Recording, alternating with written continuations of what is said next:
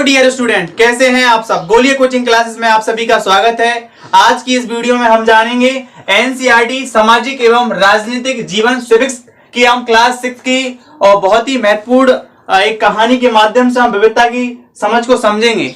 और ये बहुत ही महत्वपूर्ण सब्जेक्ट है। लाइक सिविल सर्विस एग्जाम के लिए, यूपीएससी के लिए, एसएससी के लिए, सारे के सारे एग्जामों में ये टॉपिक पूछा जाता है। तो आज हम शुरुआत करते हैं इस टॉपिक की।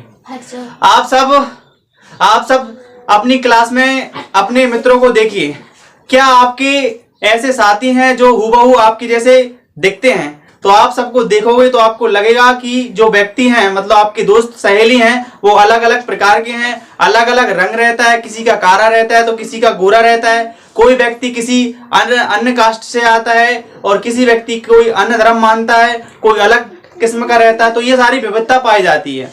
और इस पार्ट में 3 चित्र दिए गए होते हैं। 3 चित्र अलग अलग व्यक्तियों द्वारा बनाया गया होता है कि कोई किसी प्रकार से बनाता है, कोई हम सब जानते हैं कि हर व्यक्ति का चित्रकारी करने का तरीका कैसा होता है, अलग अलग होता है। क्या आप एक ऐसे व्यक्ति से दोस्ती करना पसंद करोगे?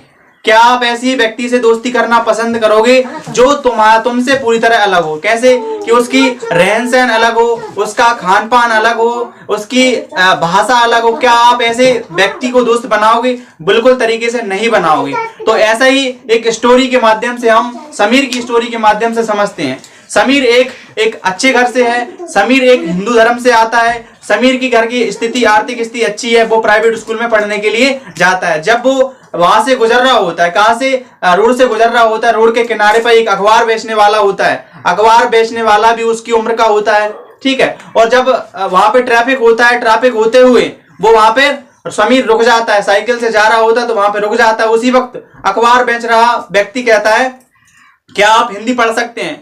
तो समीर एक कहता है, जी हाँ मैं हिंदी पढ़ सकता हूं। तो धीरे धीरे उनकी मुलाकात हो जाती है। तो समीर एक कहता है, मेरा नाम समीर है। और वो अखबार बेच रहा व्यक्ति वो भी कहता है, मेरा नाम भी समीर है। मुझे क्या है कि मुझे अंग्रेजी नहीं आती। यानी कि समीर एक को अच्छी अंग्रेजी आती थी, वो अच्छे घर से था, पढ़ा लिखा, मतलब उसके परिवार में अच्छी आर्थिक स्थिति थी, उसके पास संसाधन थे। लेकिन समीर 2 वो कैसा था? मुस्लिम समुदाय से आता था।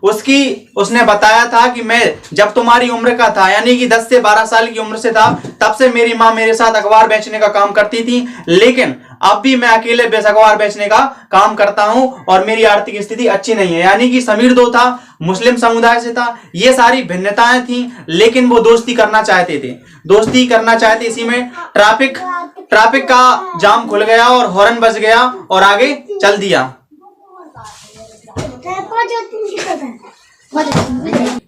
इस प्रकार से समीर 1 और समीर 2 की हमने दोस्ती के बारे में जाना। वो दोस्ती करना चाहते थे। हम सब जानते हैं हमारे स्कूल में, यानी आपकी जैसे कक्षाओं में विद्यार्थी अलग अलग वर्ग से आते हैं, अलग अलग समुदाय के होते हैं, अलग अलग धर्म को मानते हैं, अलग अलग रंग के होते हैं। हम जानते हैं इस दुनिया में कोई भी एक जैसा नहीं होता है, सबका रंग अलग होता है, किसी की किसी भी प्रकार की असमानता होती है शरीर के अंदर।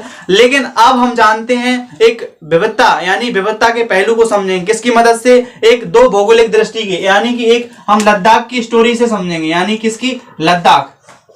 लद्दाख की स्टोरी की मदद से हम विविधता को समझने का प्रयास करेंगे। हम सब जानते हैं हमारा जो भारत है, यानी कि जो हमारा ये यहाँ पर मैप लगा हुआ है, ठीक है।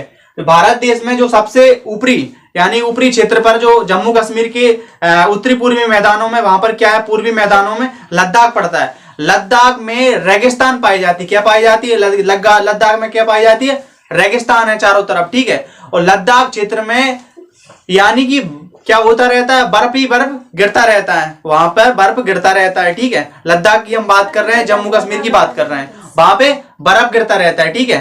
क्या गिरता रहता है? बर्फ गिरता रहता है।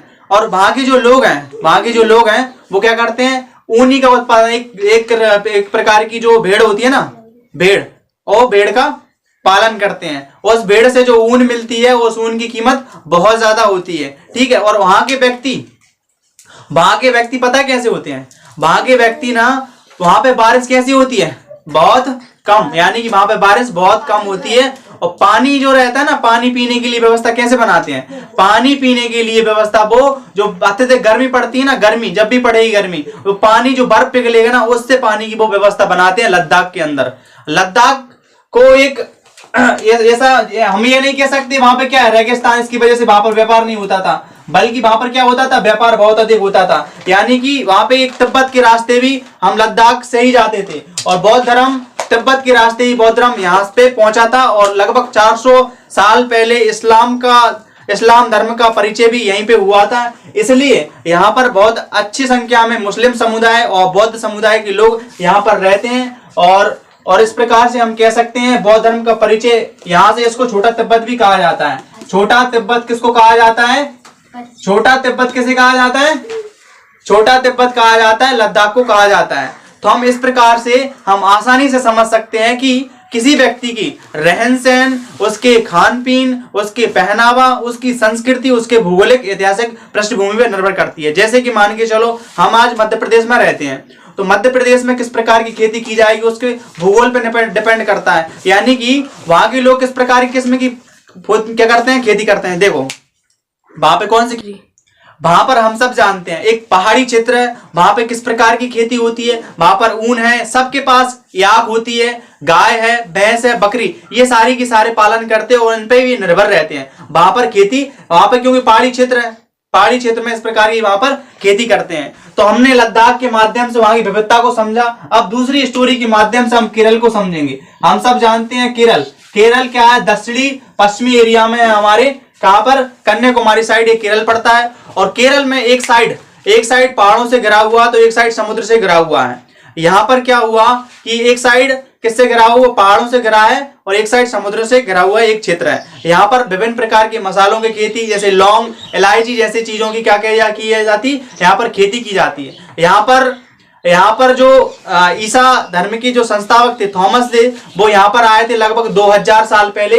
तो जो यहाँ पर ईसाई धर्म का जो श्रेय उनको ही जाता है, वो यहाँ पर लेकर आए थे 2000 साल पहले। और इब्न बतूता लगभग 700 साल पहले, कितने साल पहले, 700 साल पहले वो कहाँ पर आए थे, केरल में आए थे। ठीक है, 700 साल केरल में आए थे। तो उन्होंने अपनी यात्रा वृत्तांत में लिखा, तो मुस्लिमों की जनसंख्या यहाँ पर अच्छी है, और मुस्लिमों का जो रहन सहन यहाँ पर उनकी काफी ज्यादा इज्जत होती थी। और वहां पर जो विभिन्न प्रकार के, यानी कि वहां पर पुर्तगाली भी आए, और वहां पे विभिन्न प्रकार के विभिन्न क्षेत्र के लोग वहां पर केरल में आए। केरल क्यों इसलिए आए, केरल वो क्षेत्र है, वो क्या है, समुद्री तटीय क्षेत्र पड़ता है। कैसा क्षेत्र है, समुद्रीय तटीय क्षेत्र है। और समुद्र के रास्ते से पहले व्यापार होता था, और व्यापार करने के लिए चीन से लोग बाग यहाँ पर आते थे। यहाँ पर विभिन्न प्रकार की खेती की जाती थी। यहाँ पर देखो हम जानते हैं कि यहाँ पर पुर्तगाली भी आए, यूरोपी भी आए, बहुत सारी चीजें आए। इसलिए यहाँ पर क्या हुआ, जो केरल की जो संस्कृति है ना, देखो हम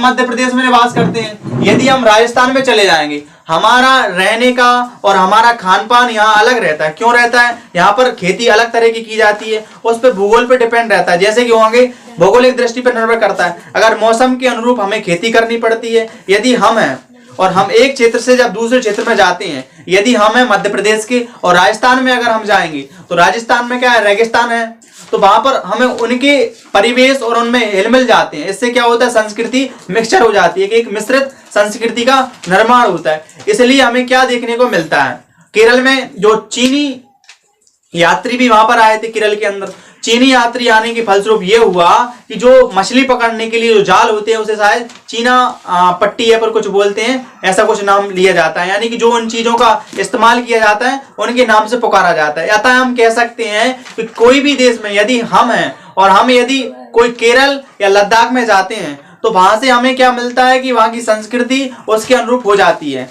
तो हम विविधता का समझने का प्रयास करेंगे, विविधता और असमानता कितनी प्रकार की होती है। तो अतः हम कह सकते हैं कि हमने समीर 1 और समीर 2 की स्टोरी के माध्यम से यह समझने का प्रयास किया कि किसी के पास खूब सारे संसाधन, और तुम्हारे ऐसे अपनी कक्षा में या आप अपने बाहर जाइए, अपने ऐसे मोहल्ले में जाइए और उनसे पूछिए क्या ऐसे कोई व्यक्ति हैं जो पढ़ने में असमर्थ हैं, वो पढ़ने के लिए क्यों नहीं जाते हैं।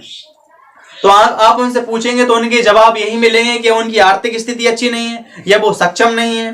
कहीं कहीं पर असुविधा इतनी होती है बच्चों को स्कूल जाने में, तो वो जा नहीं पाते। जैसे क्या है, हम एक समतलीय क्षेत्र में रहते हैं, जहां पर स्कूल की सारी सुविधाएं हो जाती हैं। ऐसे बहुत सारे क्षेत्र हैं जहां पे उत्तराखंड में जाओगे जंगलों को पास करके बच्चों को स्कूल में जाना पड़ता है। यदि हम लद्दाख में जाओगे तो जो रेलिंग होती है ना, बड़ी बड़ी चौड़ी चौड़ी नदियां होती है, गहरी नदी, तो उनको क्या करना, पार करना पड़ता है। तो कैसे के पढ़ते हैं, वो टोली बना लेते हैं, ऐसे लटक जाते हैं उस पे बच्चे। इतने रिस्क से पढ़ने के लिए बच्चे जाते हैं। और रेगिस्तान के अंदर राजस्थान में ऊंट की सवारी पे उसमें तांगा जैसा बना लेते हैं, वहां से विभिन्न प्रकार से बच्चे स्कूल में पहुंचते हैं। ऐसे भी बच्चे, असम में क्या होता है, हमारे यहाँ पर तो ब्रिज है, हम आसानी से निकल जाते हैं। वो बांस रहता है ना, बैम्बू ब्रिज, बांस को ऐसा कर लेते हैं, बांस को क्या कर लिया उन्होंने, ऐसा कर लिया, और यहाँ पर वो चलते हुए चले जाते हैं। बड़ी रिस्क रहती है। कभी कभी एक आदमी बेचारे किताब पकड़ लेते हैं, तो तब जाके वो बेचारे वो स्कूलों में पहुंच जाते हैं। मतलब पता कीजिए आपके क्षेत्र में जाकर कैसे कैसे कितने बच्चे हैं, इनको समस्याओं का सामना